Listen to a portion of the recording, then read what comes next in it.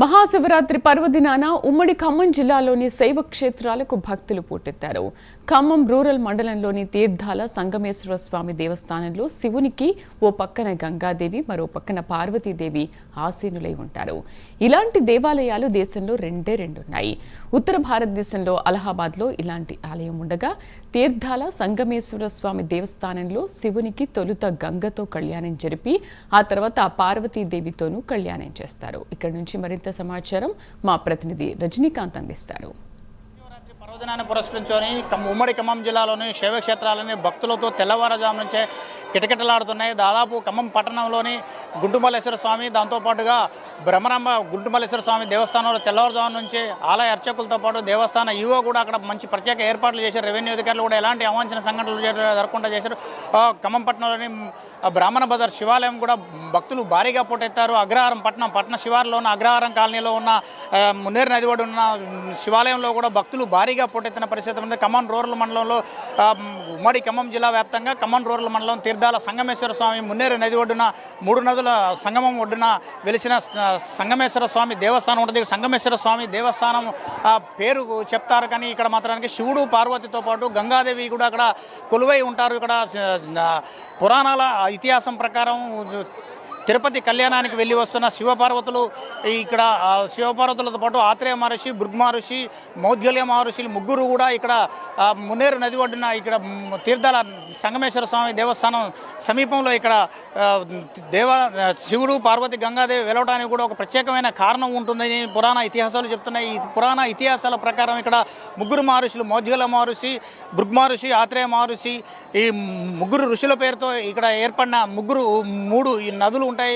నదులు కూడా భృగు మహర్షి పేరుతోనే బుగ్గేరు ఉంటుంది, ఆత్రేయ మహర్షి పేరుతోనే ఆకేరు ఉంటుంది, మౌద్గల్య మహర్షి పేరుతోనే మున్నేరు నది ఉంటుంది. 3 నదుల సంగమం ఒడ్డున చేదతీరుతున్న శివపార్వతులతో మాత్రానికి ముగ్గురు మహర్షుల కోరిక మేరకు మాత్రం ఇక్కడ శివపార్వతులతో పాటు గంగాదేవిని కూడా ప్రత్యక్షం కావాలని కోరుతారు. ఇక్కడ గంగాదేవితో తనకు ప్రతినిత్యం ప్రతి ఏడాది శివపార్వతుల కళ్యాణంతో పాటు గంగాదేవితో కలిపి కళ్యాణం చేయాలని ఆనాడు ముగ్గురు ఋషులు ఎవరైతే ఉన్నారో మౌద్గల్య మహర్షి, భృగు మహర్షి, ఆత్రేయ మహర్షి చెప్తారో వారి కోరిక మేరకు, భక్తుల కోరిక మేరకు కూడా ఇక్కడ గంగాదేవి సమేత శివపార్వతుల కళ్యాణం కూడా ఇక్కడ అంగరంగ వైభవంగా జరుగుతుంది. ఇక్కడ దీని ప్రత్యేకత అని చెప్పవచ్చు. మరోపక్క ఖమ్మం పట్టణంతో పాటు ఖమ్మం పట్టణంలో 2 శివాలయాలు, దాంతోపాటు ఖమ్మం రోడ్లు కుస్మంచిలోని గణపేశ్వరాలయం, కాకతీయుల నాటి కాలంలో నిర్మించిన గణపేశ్వరాలయం కూడా ప్రసిద్ధిగాంచినదని చెప్పవచ్చు. ఆ తర్వాత సత్తుపల్లి దగ్గర నీలాద్రీశ్వర స్వామి ఆలయం ఉంటుంది. నీలాద్రి స్వామి ఆలయం కూడా ఇది అడవిలో ఉంటుంది,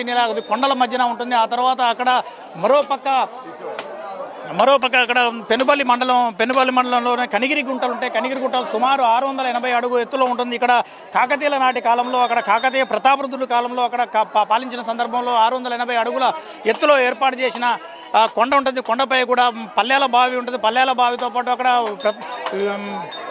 వీరభద్ర స్వామి టెంపుల్ ఉంటుంది. వీరభద్ర స్వామి టెంపుల్ కూడా 3 రోజుల పాటు జాతర కూడా కొనసాగుతుంది. మరోపక్క బూర్గంపాడు మండలం మోతే దగ్గర ఉన్న మోతేగడ్డ వీరభద్ర స్వామి ఉంటుంది. చుట్టూ గోదావరి నది మధ్యలో నుంచి నది మధ్యలో దీపంలా ఉంటుంది. దీపం మధ్యలో నుంచి ఉన్న కొండ ఏర్పడుతుంది. ఆ కొండపై కూడా వీరభద్ర స్వామి ఉంటుంది. వీరభద్ర స్వామి వీరభద్ర స్వామి కళ్యాణం కూడా అంగరంగ వైభవంగా జరుగుతుంది.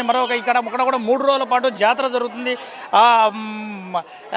సత్తుపల్లితో పాటు అక్కడ మనుగూరులో కూడా నీలకంఠేశ్వర స్వామి ఉంటుంది. నీలకంఠేశ్వర స్వామి కూడా 3 రోజుల పాటు జాతర జరుగుతుంది. ఇక్కడ ఖమ్మం రూరల్ మండలంలో కూడా తీర్థాల సంగమేశ్వర స్వామి దేవస్థానం మున్నేరు నది ఒడ్డున 3 నదుల ఒడ్డున ఏర్పడిన తీర్థాల సంగమేశ్వర స్వామి దేవస్థానంలో ఇక్కడ గంగాతో పాటు పార్వతీదేవి, శివుడు కూడా కొలువై ఉంటారు. ఇక్కడ మాత్రం ప్రత్యేకత అని చెప్పవచ్చు. ఉత్తర భారతదేశంలో అలహాబాద్లో శివాలయంలో మాత్రమే గంగతో పాటు శివుడు, పార్వతి కొలువై. దక్షిణ భారతదేశమైన తీర్థాల సంగమేశ్వర స్వామికి ప్రత్యేకమైన స్థానం ఉంటుంది. దీనికి సంబంధించింది కూడా పూర్తి స్థాయిలో మనకి ఇక్కడ ఈ తీర్థాల సంగమేశ్వర స్వామి దేవస్థానానికి సంబంధించి కూడా పూర్తిగా వివరాలు కూడా మనకి అర్చకులను అడిగి తెలుసుకునే ప్రయత్నం చేద్దాం. చెప్పండి పండయ్య గారు, ఇక్కడ ఈ తీర్థాల సంగమేశ్వర స్వామి దేవస్థానానికి ప్రత్యేక విశిష్టత ఉంది. ఇక్కడ కళ్యాణం కూడా విచిత్రమైన కళ్యాణం జరుగుతుంది. ఇక్కడ గంగతో పాటు పార్వతి కూడా ఇద్దరిని పక్కన కూర్చోబెట్టి శివుడిని మధ్యలో కూర్చోబెట్టి కళ్యాణం చేస్తారు. ఈ కళ్యాణం విశిష్టత అసలు ఏంటి? ఇక్కడ విశేషం ఉంది. గంగా పార్వదేవ సంగమేశ్వర స్వామి నామధేయం. ఇక్కడ ముగ్గురు ఋషులు కలియకండి ఆకేరు మున్నేరు బుగ్గేరు పేరు కానీ ఇక్కడ ఋషులు తపస్సు చేసి గంగమ్మను ప్రత్యక్షమయ్యారు.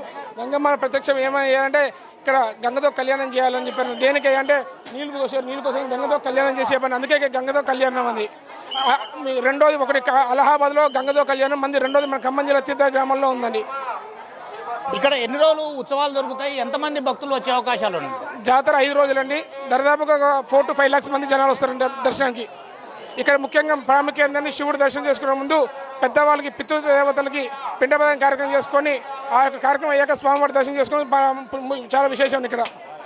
సరే, మొత్తంగా చూడవచ్చు తీర్థాల సంగమేశ్వర స్వామి దేవస్థానంలో ప్రత్యేకమైన ఇక్కడ ఆలయంగా పేర్కొనవచ్చు. ఉత్తర భారతదేశంలో అలహాబాద్ టెంపుల్లో మాత్రమే శివుడితో పాటు శివుడు గంగా పార్వతీదేవులు కొలువై ఉంటారు.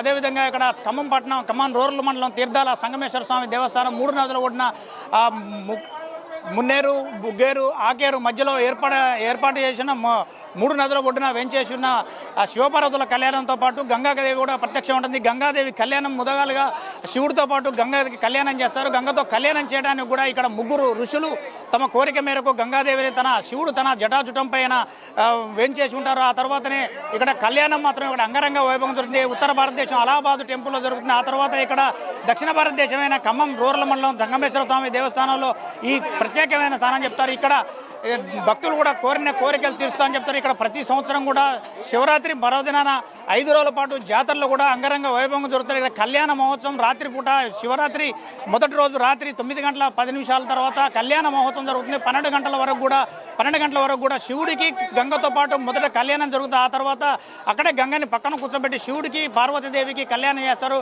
ఇది ఇక్కడ ప్రాముఖ్యత ఉన్న దేవాలయంగా దేవస్థాన అధికారులతో పాటు ఆలయ అర్చకులు కూడా భక్తులు కూడా ప్రగాఢంగా నమ్ముతున్నారు. మరోపక్క ఇక్కడ తీర్థాల సంగమేశ్వర స్వామి దేవస్థానంలో తరంబ్రాలు ఈ 3 శివుడు పార్వతి గంగాదేవికి కళ్యాణం జరిగింది. ఇక్కడ తరంబ్రాలను తీసుకెళ్లి మహబూబాద్ జిల్లా కొరవి మండల కేంద్రంలో ఉన్న వీరభద్ర స్వామి కళ్యాణం జరుగుతుంది. ఇక్కడ తరంబ్రాలను తీసుకెళ్లిన తర్వాతనే అక్కడ కూడా ఆ తరంబ్రాలతోనే అక్కడ కళ్యాణం జరుగుతుందని పురాణ ఇతిహాసాలు కూడా చెప్తున్న పరిస్థితి. ఇది ఖమ్మం జిల్లా తాజా పరిస్థితి. శంకర్తో రజనీకాంత్ తీర్థాల సంగమేశ్వర స్వామి దేవస్థానం నుంచి.